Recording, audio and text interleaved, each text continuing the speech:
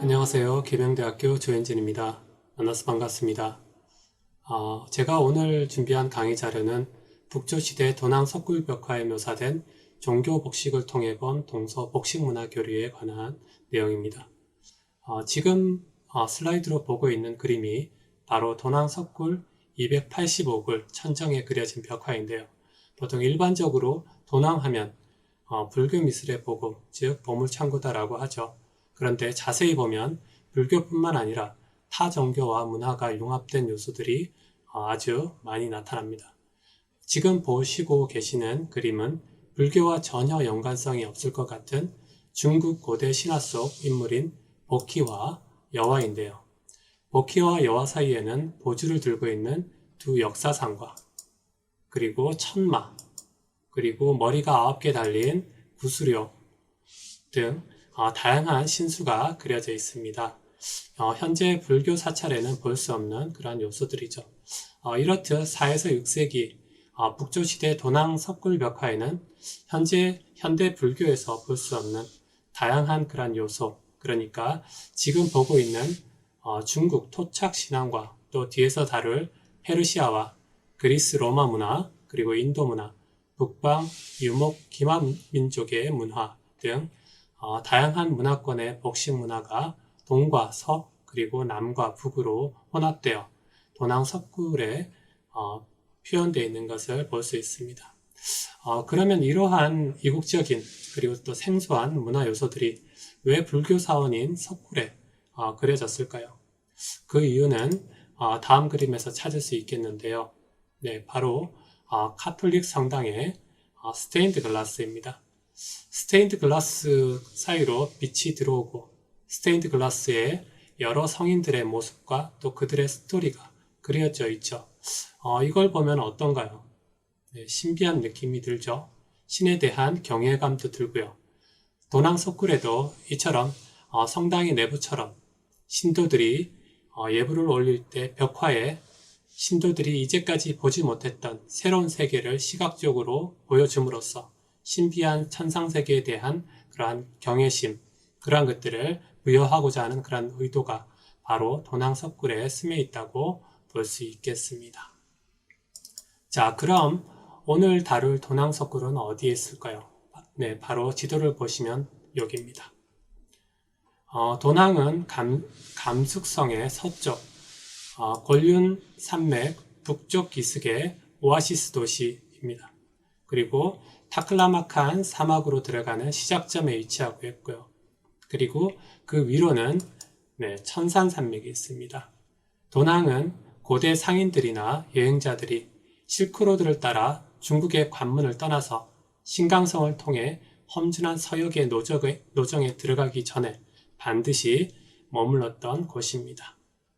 이렇게 도낭이 역사적으로 특별한 위치를 차지하게 된 것은 지리적으로 통행이 불가능한 타클라마칸 사막의 북로와 남로의 교차점에 가깝기 때문입니다. 도낭에서 출발한 실크로드는 천산산맥을 중심으로 해서 천산 북로와 천산 남로로 갈라집니다. 그리고 천산 남로는 타클라마칸 사막을 중간에 두고서 다시 서역 북도와 남도로 갈라집니다. 서역 북도를 동쪽으로 출발하면 천산의 동단부에 있는 하미를 기점으로 해서 투르판, 가라샤르, 쿠차, 악수, 그리고 여러 오아시스 도시들을 지나서 카슈가르에 이릅니다. 이 카슈가르는 서역 남북도가 만나는 곳인데요. 여기서 출발해서 남도를 타고 동진하면은 야르칸드, 호탄, 니아, 이러한 오아시스 도시들을 거치게 되고요. 그리고 동쪽 관문인 도낭에 닿게 됩니다. 그리고 그 교차로엔 카슈가르를 지나서 북쪽 루트로 더 서진을 하게 되면 판지켄트와 타슈켄트를 지나서 페르시아 북부에 도달하게 되고요. 더 나아가게 되면은 안티오크, 팔미라, 그리고 동로마 제국, 그러니까 비잔틴 제국이죠. 그리고 그 아래로는 이집트까지 연결되고요. 그리고 카슈가리에서 남쪽 루트는 옛 간다라 지역을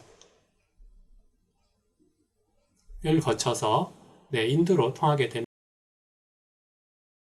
그럼 북조시대의 도낭 석굴 벽화를 다루기 전에 도낭 하면은 떠오르는 도낭 석굴 말고 두 곳이 더 있는데요.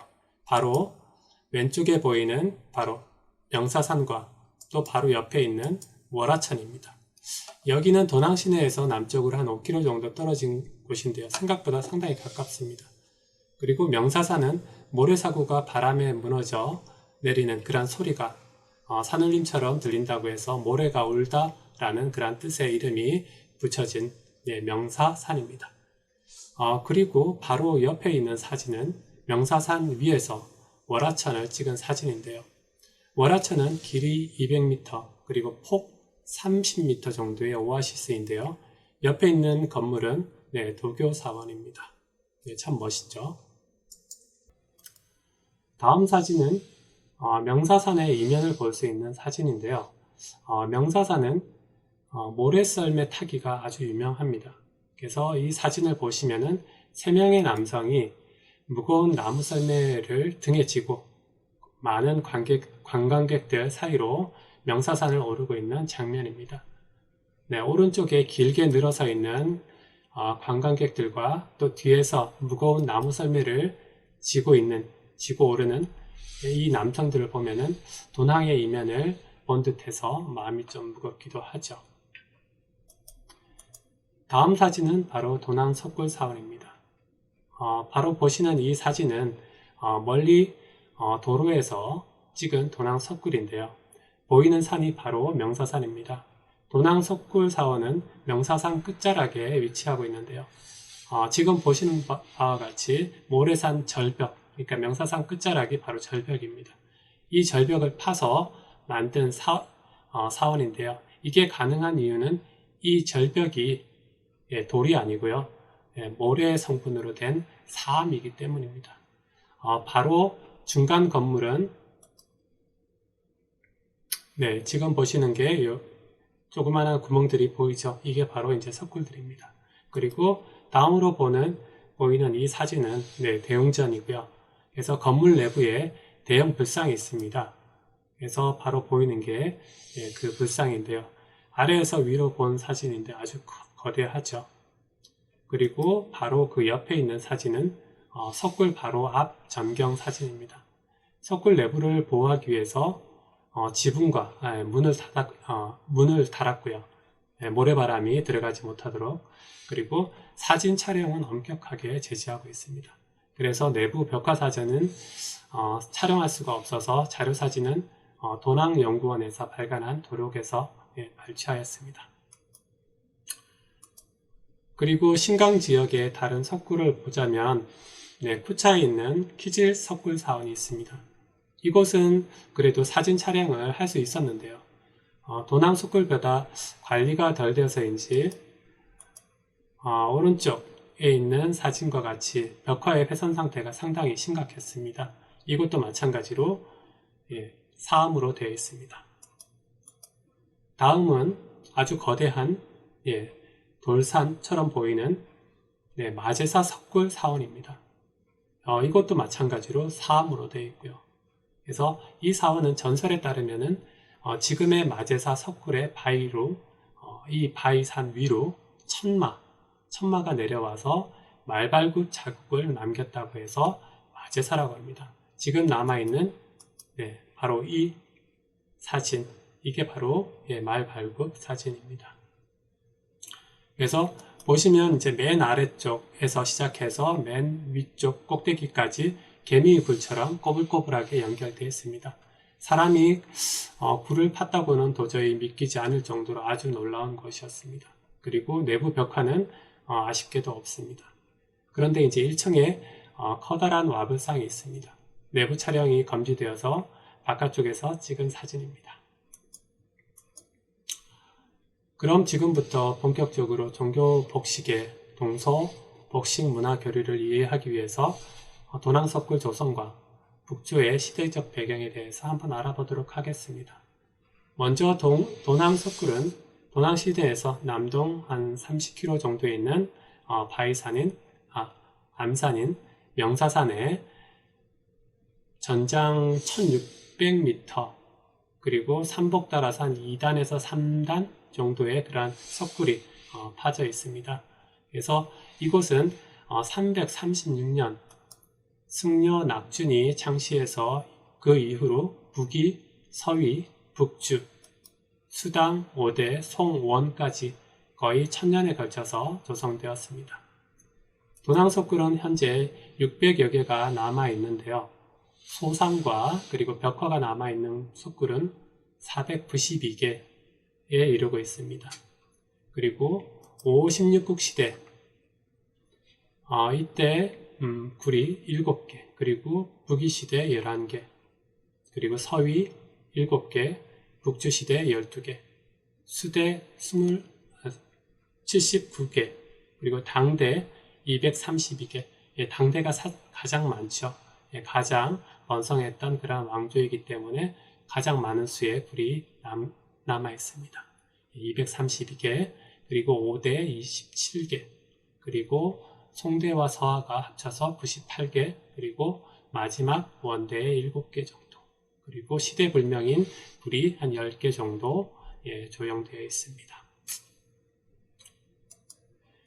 그리고 도낭석굴 벽화는 주제별로 불상 혹은 보살의 존성화, 그리고 불경고사에 근거한 불본생고사, 그리고 전통신화, 불경을 토대로 한 경변화, 그리고 불교 역사 인물, 역사 사건 등의 사적 기록을 그린 불교 사적화, 장식 도안, 그리고 공양인의 그림, 이러한 총 7종류로 이렇게 나눠지고 있습니다.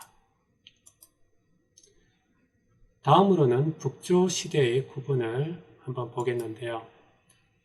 먼저 그 시대의 구분을 보면은 먼저 후한이 멸망하고 삼국이 분열된 후에 진이 통일한 후 약 50년 정도 지나서 5호 16국과 그리고 동진으로 분열되게 되고, 북방에는 5호 16국을 북위가 통일하게 됩니다. 따라서 본 강의에서는 북조시대, 그러니까 4에서 16세기 왕조들 중에 도낭에 위치한 북위, 서위, 북주에 하나여 한번 얘기해 보도록 하겠습니다. 이들 왕조는 모두 북방 유목 민족 계열인 선비족이 주를 이룹니다. 이에 반해서 남조는 송, 제, 양진 이렇게 4개 한족 왕조가 차례로 총취했습니다. 북조시대 도낭석굴 벽화에는 북위, 서위, 북주 순으로 분류할 수 있겠는데요. 먼저 중국 역사를 보면은 5, 16국 시대 이후에 이민족들이 중국의 일부 또는 전부를 지배하여 세운 이민족 왕조가, 그리고 또 한족 왕조가 번갈아 세워졌습니다. 이러한 이민족 왕조는 한족들과 접촉하면서 한족 문화에 흡수되었고요. 그리고 또 결국 왕조가 망한 후에도 거의 사라지는 모습을 발견할 수 있습니다. 이런 경험이 반복되면서 중국인들은 중국이 이민족들에게 전복되었다고 하더라도 결국 이민족들은 중국 문화에 동화되어서 한족이 된다는 동화론을 믿게 되었습니다. 특히 이 가운데 북위를 세운 선비족들은 다른 이민족들과는 달리 효문제 한화 정책으로 자발적인 동화의 길을 택했다는 점에서 좀 특이할 만합니다. 이러한 한화 정책의 대표적인 사례로는 선비족 고유의 복식인 호복의 착용을 금지하였다는 것입니다. 그리고 자기 종족인 선비족에게 한족의 성으로 계명하게 하고요. 그리고 또 한족의 말을 사용하게끔, 그래서 한족의 복식을 착용하도록 하는 하나 정책을 실시하였습니다. 그래서 그 뒤를 이어서 등장한 서희와 복지는 다시 선비족화하려는 그러한 경향이 보였었는데요. 다시 되돌아가려는 그러한 움직임이 보였었는데, 그래서 그 일례로는 이민족 여러 장수들이 본래의 성씨로 돌아가거나, 그리고 또 한족들에게 그들의 성씨를 강요하거나 하는 이러한 것들이 있긴 했었습니다. 그렇지만 이러한 북조시대의 이러한 배경들은 도낭 석굴벽화에도 일부 녹아 들어가면서 전반부에는 서역적인 그러한 면이 강하지만 후반부로 갈수록 어쩔 수 없이 한족의 색채가 강하게 나타나면서 결국 수장대에는 완연한 중국풍의 종교 복식으로 전환되게 됩니다. 자, 그럼 지금부터 본격적으로 도낭 불교 종교 복식을 통해 본 동서복식 문화 교류에 대해 알아볼 텐데요. 먼저 각 시대의 복식을 살펴보기에 앞서서 불교 종교 복식 용어를 다음과 같이 한번 알아보도록 하겠습니다. 제일 먼저 법복이 있는데요. 법복은 공식 예복이라고 할 수 있겠죠. 그래서 법복에는 제일 먼저 맨 위에 겉에 입는 법이인 승가리, 그리고 승가리 밑에 착용하는 상의인 울다라승, 그리고 울다라승 밑에 착용하는 네이로 안타회가 있습니다.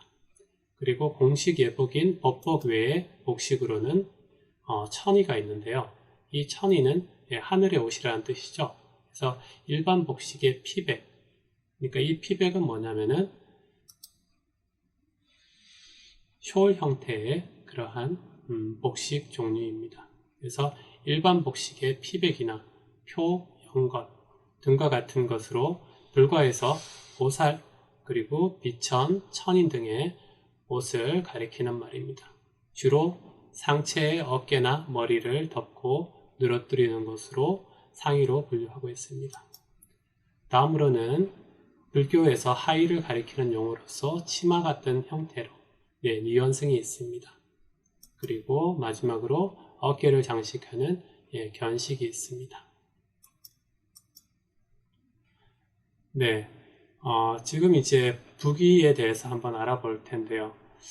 부기는 5호 16국 시대의 선비족 탁발부에 의해 화북의 북방에, 그러니까 건국된 나라로서 전통적인 부족 제도를 버리고 중국식 통치 제도를 수용하였고요. 그리고 효문제의 한화 정책까지 펼쳤지만 도낭 석굴에 묘사된 전반적인 복식은 중국풍보다는 서역풍이 우세하게 표현되어 있습니다. 이러한 경향은 도낭 254굴 동쪽벽에 위치한 미륵불과 그 배경이 되는 후면 벽화에 잘 표현되어 있습니다. 먼저 미륵불의 복식을 보면 맨 위에 오른쪽 어깨를 드러낸 우견 편단의 가장자리에 연한 녹색의 선이 있는 승가리와, 그리고 또 바로 밑에 울다라승을 착용한 것으로 보여집니다. 이때 양쪽 어깨를 모두 감싸는 방법은 통견이라고 하고요. 그리고 또 편단은 말 자체가 한쪽 팔을 드러낸다는 뜻입니다. 그래서 이 형식은 존자를 공경한다는 그러한 뜻을 담고 있습니다. 이러한 편단 방식은 BC 14세기에 조성된 터키 알라카 해육의 부조에 묘사된 제사를 올리는 히타이트 왕의 모습에서도 볼 수 있습니다. 이 왕은 제사장의 역할을 겸했는데요.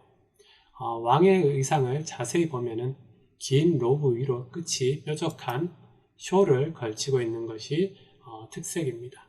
그 한쪽 자락이 왼쪽 어깨에서 가슴을 지나 오른쪽 아래로 흘러내리는 것을 볼 수 있는데, 그 숄의 가장자리에는 승가리처럼 선장식이 있습니다. 그리고 미륵불의 승가리는 AD 1세기 로마 시대 폼페이 벽화에 묘사된 사제의 모습에서 확인할 수 있습니다.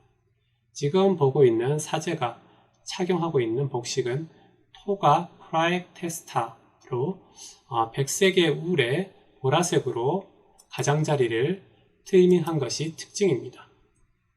이 세 복식은 시대 그리고 지리적으로는 각기 다르지만 종교 복식이라는 측면에서 볼 때 선이라는 요소를 보편적으로 사용하고 있고요. 그리고 의견 판단이라는 착장 방식 또한 착장 의미 면에서는 다를 수 있지만 다음 그림 BC 3세기 그리스 정치가 데모스테네스의 조각에서도 볼 수 있듯이 오른팔을 자유롭게 사용하고자 하는 착장의 보편성을 담고 있다고 볼 수 있겠습니다. 그리고 미륵불의 승가리는 고대 그리스 로마의 드레이퍼리 복식과 유사한 형태를 띠고 있는데요. BC 4세기 알렉산더의 동방 원정 이후에 헬레니즘 문화의 영향으로 복식 스타일과 함께 전파되어서 간다라를 통해서 도낭 254굴의 미륵불 복식에도 이어져 있음을 확인할 수 있습니다. 그리고 미륵불 후면의 벽화를 보면은 머리와 어깨 위로 둥근 띠 형태의 내부에 그리고 불 모양과 어깨 양쪽으로 뾰족하게 위로 솟은 날개가 그려져 있습니다. 이것은 지금 가운데 보이는 페르시아 종교인 조로아스터교에서 흔히 볼 수 있는 그러한 묘사입니다. 조로아스터교 불의 성전 내부의 제단 벽화에서 지금 보이는 이 그림인데요. 조로아스터교에서는 불은 더러움을 깨끗하게 하고 악을 물리침과 그리고 지혜를 의미합니다. 벽화 상부에는 태양을 상징하는 둥근 원을 지고 또 좌우에 날개가 달린 둥근 원 안에 있는 아우라 마지다가 묘사되어 있습니다. 이를 통해서 불교 미술에 전파된 페르시아 조로아스터교의 영향을 설명할 수 있겠습니다. 그리고 세 번째 사진, 이 사진은 이제 터키 중남부에 있는 가지안테프라는 지역에서 발굴된 돌기둥인데요. 시길은 BC 8세기에서 10세기 정도로 이렇게 추정이 됩니다. 그래서 이 돌기둥에 조각된 태양과 그리고 달 그리고 날개 달린 태양의 그림을 보면은 인류의 보편적인 경외의 대상이자 그리고 비상, 그러니까 날고자 하는 그러한 비상에 대한 욕구가 이 돌에 반영된 것을 볼 수 있겠습니다. 다음으로 미륵불의 좌우 하단에는 미륵불을 호위하는 파수선이라는 신선이 있습니다.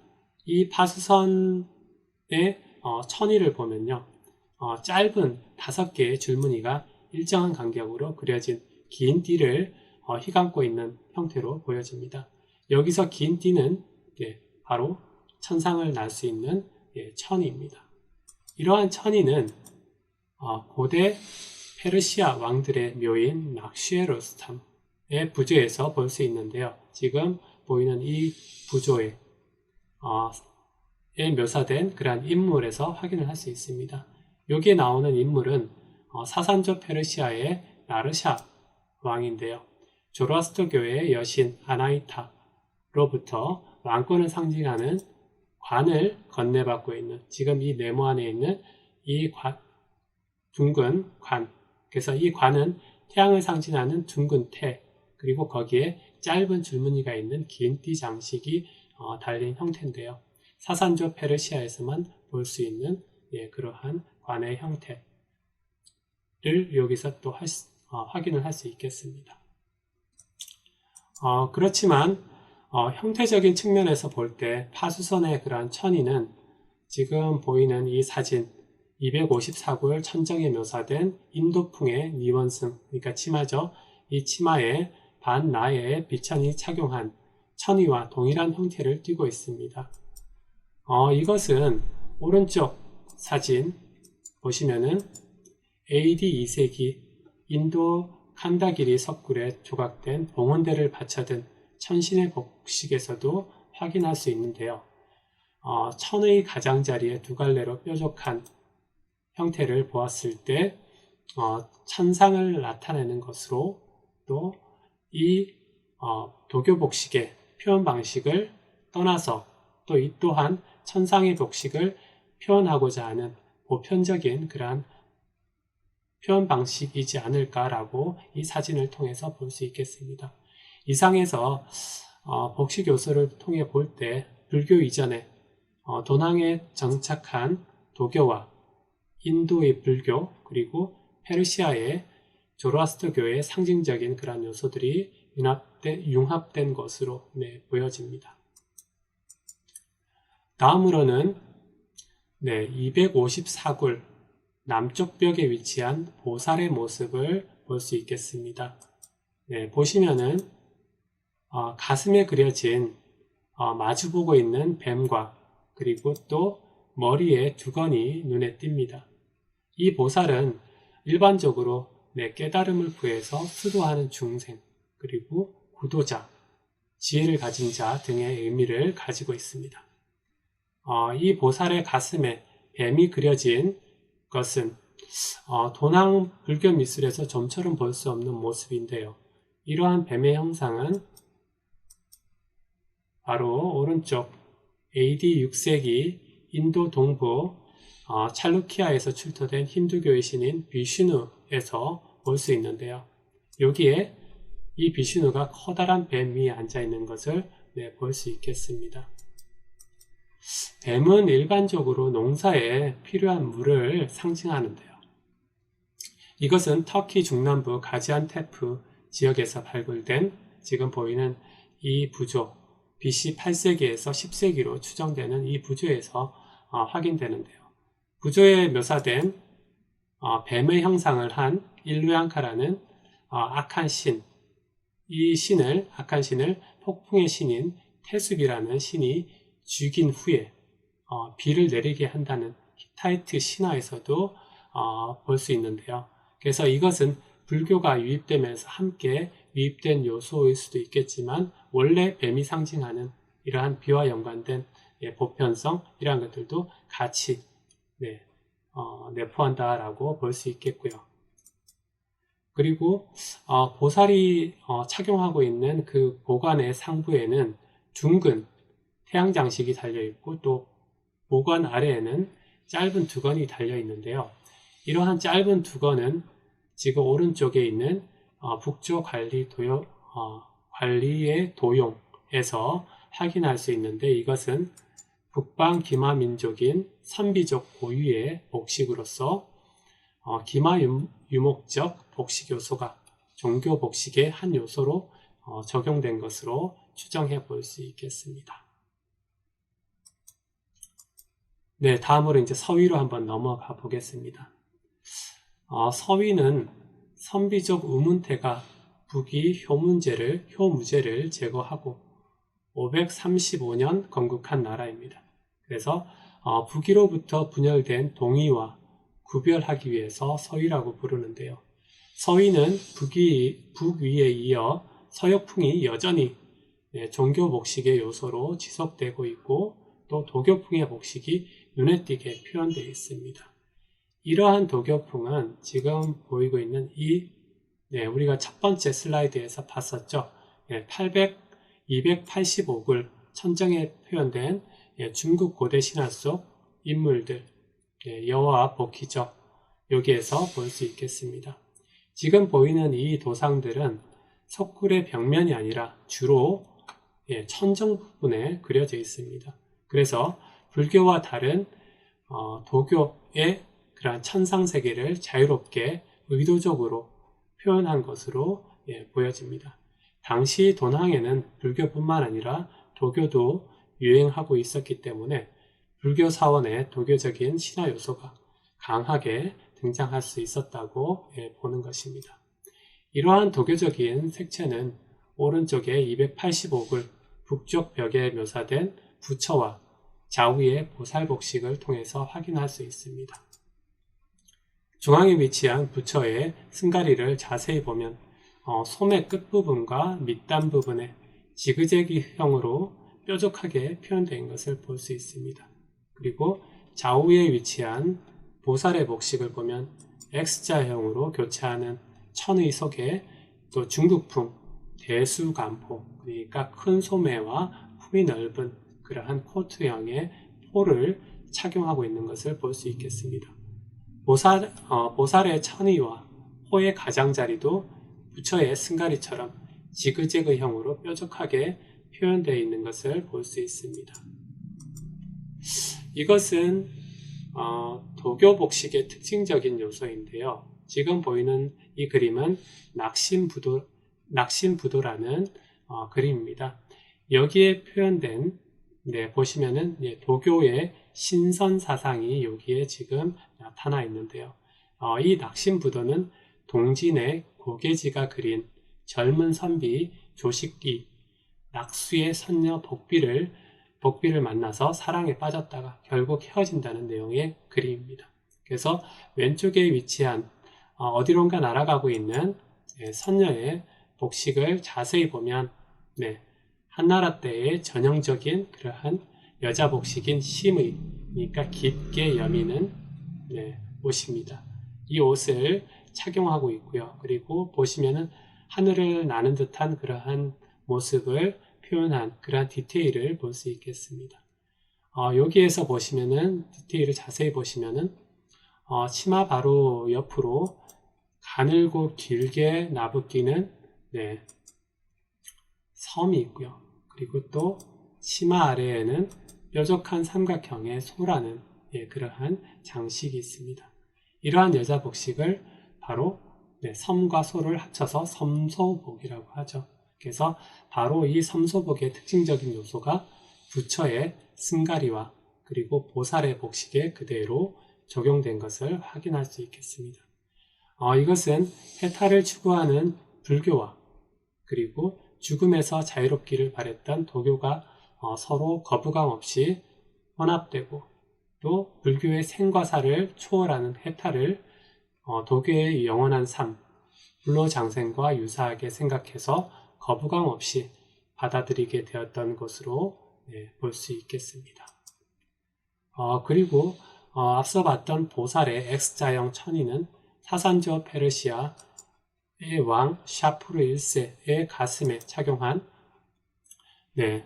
X자형 밴드와 비슷한 형태로 보여집니다. 여기에서 형태적 유사성으로 복식의 전파 가능성을 단정 지을 수는 없겠지만 추후로 보다 더 유사한 자료가 보완된다면 연결지어 생각해 볼 수 있겠습니다. 자, 다음으로는 285글 서쪽 벽에 묘사된 보살들의 복식을 보면은 앞 중심에서 묶어 올라서 그리고 양쪽으로 둥근 곡선의 주름이 있는 요의, 그러니까 치마 형태의 요의 형태의 니원승과 그리고 보관을 공통적으로 착용하면서 상의로는 각각 긴 숄 형태의 천의와 통견 또는 우견 편단의 승가리를 착용하고 있는 것을 볼 수 있겠습니다. 먼저 보살이 착용한 니원승의 이러한 주름 형태를 자세히 보면은 지금 오른쪽에 보이는 BC 6세기 다리우스 1세의 페르시안 드레스와 주름의 형태가 유사한 것을 볼 수 있습니다. 둥근 주름의 위치가 페르시안 드레스의 경우에는 앞, 뒤에 위치한다는 점에서 차이가 있습니다.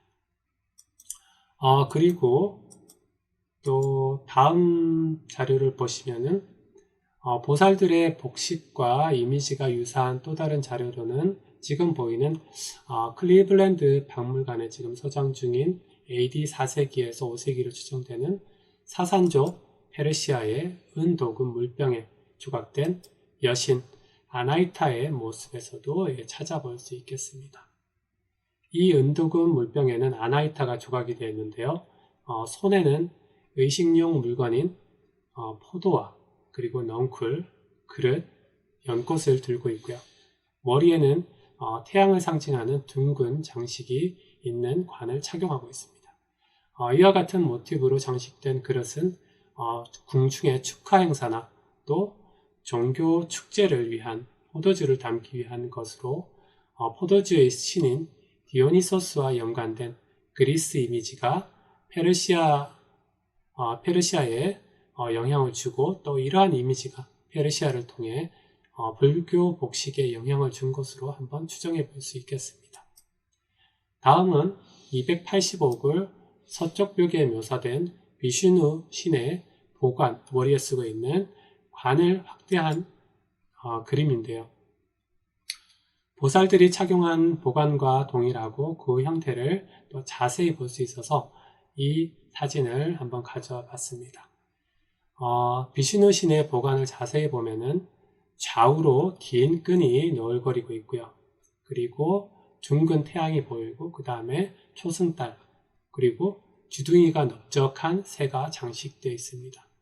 이러한 형태는 바로 세 번째 사산조 페르시아의 왕 호스로우 2세의 왕관에서도 볼 수 있는데요. 왕관의 형태를 자세히 보면은 맨 위에 태양이 있고요. 바로 밑에 태양을 감싸는 듯한 초승달과 그리고 또 이 두 가지를 감싸는 날개가 성벽 모양의 왕관 위에 장식되어 있습니다. 그 뒤로 긴 건이 나풀거리고 있고요. 그래서 전체적인 구성이 일치하는 것으로 보여지고 있습니다.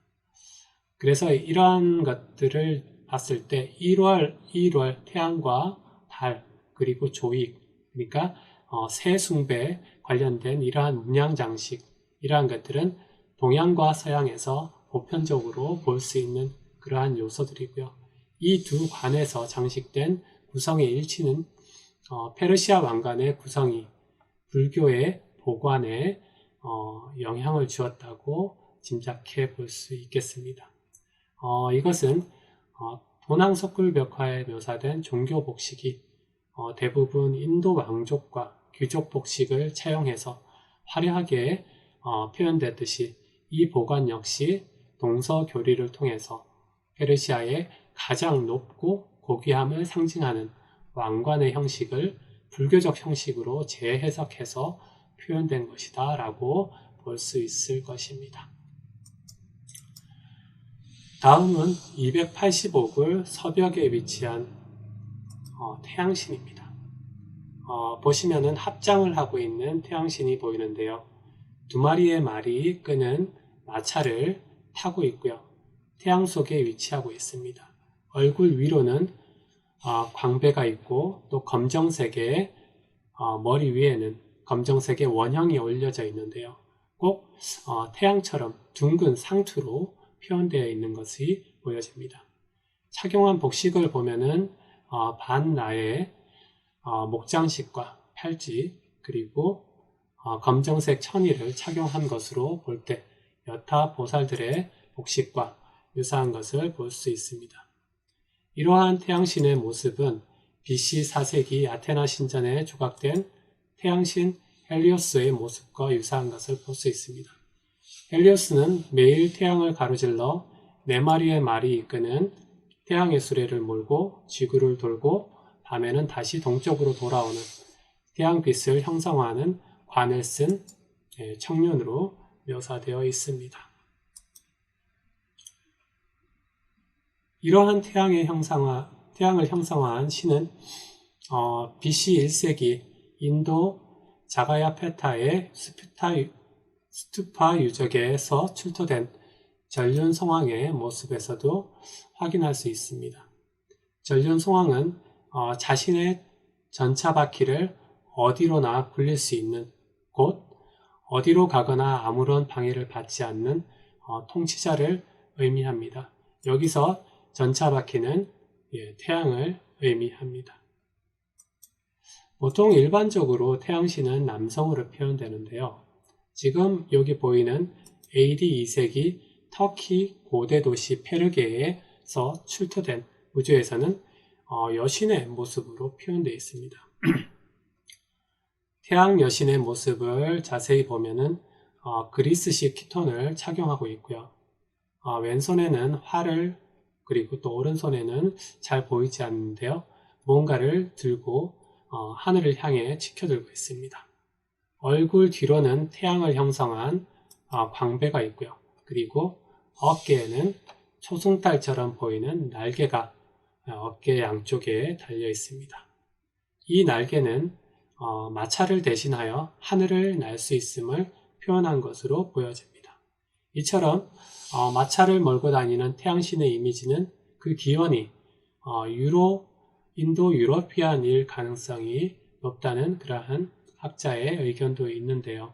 그래서 이것은 초기 그리스와 근동 종교 모두에 공통적으로 적용되었고, 또 이러한 이미지가 동쪽으로 전해지면서 각 민족의 특성에 맞게 변형된 것으로 짐작해 볼 수 있겠습니다.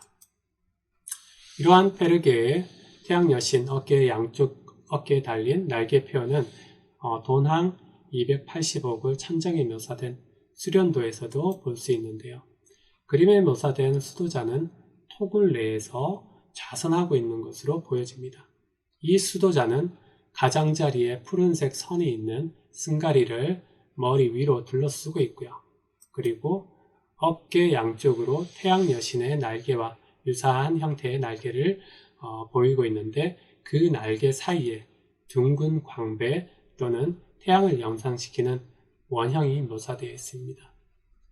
이러한 유사성이 교류의 산물인지 하늘을 날고자 하는 비상과 그리고 태양에 대한 그러한 보편적인 표현 방식인지에 대한 문제는 추후에 좀 더 논의해 볼 부분이라고 생각합니다. 그리고 마지막으로 인도 신화에 등장하는 또 다른 신이 있는데요. 280옥을 서벽 중앙에 묘사된 쿠마라라는 신입니다. 쿠마라는 전쟁의 신인데요. 복식을 보면 어깨에 견식을 두르고 있고요. 그리고 하의로는 이원승을 착용하고 있고, 전쟁의 신을 표현하는 복식과는 이렇게 볼 때 거리가 상당히 좀 멀어 보입니다. 그렇지만 얼굴을 보면은 가는 눈매에 선비적 어린아이의 헤어스타일을 하고 있는 것으로 보여지는데요. 그래서 이것은 용맹한 북방 유목 기마민족인 선비족의 복식 요소를 적용해서 전쟁의 신을 표현한 것으로 짐작이 됩니다. 다음으로 서유에 이어서 북주 또한 선비족 우문각이 557년에 세운 왕조인데요. 북주 시대로 접어들면 도낭 석굴 벽화의 그 종교 복식에 중국풍이 강하게 나타납니다. 그 예로 296굴 서벽에 위치한 부처와 협시보살의 복식을 들 수 있겠는데요. 먼저 부처의 복식을 보면은 맨 위에 승가리를, 그리고 또 그 안에 우견 편단에 울타라승을 착용한 것으로 보여집니다. 여기서 특이할 만한 요소는 붉은색 고름의 등장입니다. 고름은 이전 종교 복식에서 등장하지 않았던 한족 복식의 염임용 끈으로서 종교 복식의 중국화가 본격적으로 시작됨을 보여주고 있고요. 그리고 또 양쪽에 서 있는 협시보살 또한 서의시대까지 주로 인도풍의 보살을 대체한 중국풍의 회색 대수관포를 착용하고 있는 것으로 중국풍이 본격적으로 시작됨을 다시금 확인을 할 수 있겠습니다. 다음으로는 296굴 천장에 묘사된 비천 또한 이전의 인도풍이나 도교풍이 아닌 전형적인 중국풍의 복식을 하고 있는데요. 북주 시대부터 도낭 석굴 벽화에 묘사된 종교 복식의 중국화가 진행되기 시작하면서, 또 통일 왕조인 수당대에 이르러서는 전형적인 중국 복식이 종교 복식으로 채택되는 것을 볼 수 있겠습니다. 그렇지만 바로 옆에 있는 428굴의 천정에 묘사된 두 명의 날개 달린 천사의 모습, 아주 생소하죠? 이 모습은 비천의 모습을 그리스 로마의 비천이라 할 수 있는 천사로 표현함으로써 동서교리의 그러한 흐름, 이러한 것들이 부분적으로 그래도 지속되고 있음을 확인을 할 수 있겠습니다. 이러한 날개가 달린 상은 그리스 인도의 간다라, 그리고 페르시아, 바미안, 이러한 실크로드 지역에서도 발견되는데요. 네, 이것을 통해서 볼 때 문화 교류의 한 축으로 네, 이러한 요소들을 확인을 할 수 있겠습니다. 그리고 인도의 마투라에서는 천이가 주로 보이는 반면에 서방과 교류가 많았던 간다라 지역에서는 천이와 날개 모두가 나타납니다. 그래서 보살상은 주로 천이만 걸치고 있지만 비천상의 경우에는 천이를 거치거나 아니면은 날개를 거친 그런 비천 모두를 볼 수 있습니다. 이것은 돈황 254굴 미륵불 그리고 285굴 부처와 수도자에서 확인하였듯이 돈황에서는 날개의 사용 범위가 확대된 것을 볼 수 있겠습니다. 네, 그럼 이상에서 살펴본 4세기부터 6세기에 걸친 돈황 석굴벽화의 종교 복식을 보면은 지도에서 보는 바와 같이 지정학적으로 동쪽에 중국 문화권, 서쪽에 페르시아, 그리스 문화권, 그리고 남쪽에 인도 문화권, 북쪽에 유목 문화권, 이러한 것들이 교차하는 그 십자로에 돈황이 위치해 있음을 다양한 복식 문화 교류가 가능하였음을 확인할 수 있었습니다.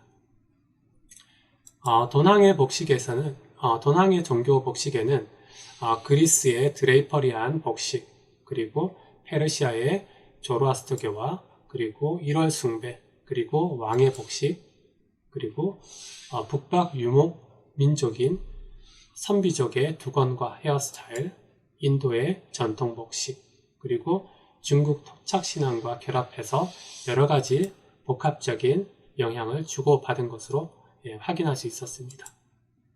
이에 돈황 석굴벽화에 묘사된 종교 복식 문화는 종교 복식이라는 보편성을 가지고 여러 문명권의 복식 요소가 교류하는 그러한 전파성과 함께 다양한 복식 요소가 융합하는 그 과정에서 새로운 형태의 복식 문화가 산출된 돈황 종교 복식만의 그러한 개별성, 이러한 것들도 볼 수 있었습니다.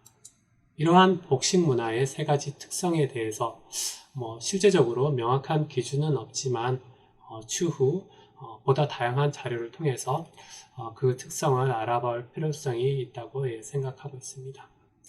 네, 이것으로 제가 준비한 강의는 마치도록 하겠습니다. 감사합니다.